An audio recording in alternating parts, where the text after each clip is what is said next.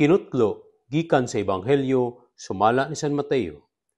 Unya miingon si Jesus sa iyang mga tinun-an, kung ang usa ka tawo buot mahimong akong tinun-an, kinahanglang dili siya magtuman sa iyang kaugalingon, pasaano niya ang iyang krus, ug mosunod siya kanako. Kayang gustong magluwas sa iyang kaugalingong kinabuhi, mawad-an hinuon ini. Apan ang mawad-an sa iyang kinabuhi tungod kanako, makabaton ini. May makuha ba ang tao kung maangko niya ang tibok kalibutan, apan kawad-an siya sa iyang kinabuhi? Wala gayud. Walay bisan unsa nga ikahatag ang tao aron mabawi niya ang iyang kinabuhi.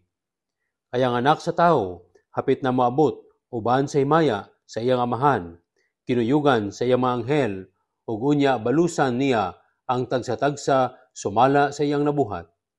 Hinumdumi kini, ani ay pipila dinhi nga dili mamatay hangtod nga makita nila ang anak sa tao nga moabot aron maghari. Ang Ebanghelyo sa Ginoo. Pag-ampo.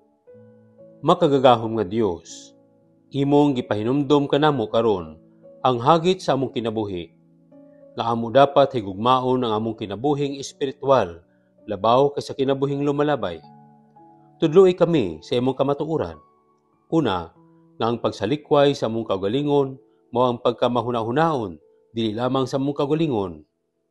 Ikaduha, nga ang pagpas-an sa krus mao ang pagdawat sa mga sakripisyo nga angay sa among kinabuhi.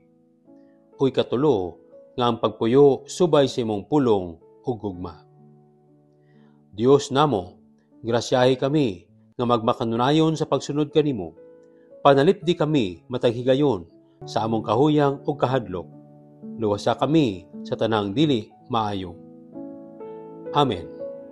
Salamat sa pagpaminaw sa Ebanghelyo ug pag-apil sa pag-ampo alang karong adlaw. Palihog subscribe, like, share ug follow aron makaabot pud kini sa uban. Og nga bendisyonan ka ug ang imong pamilya sa ngalan sa Amahan, sa Anak ug sa Espiritu Santo. Amen.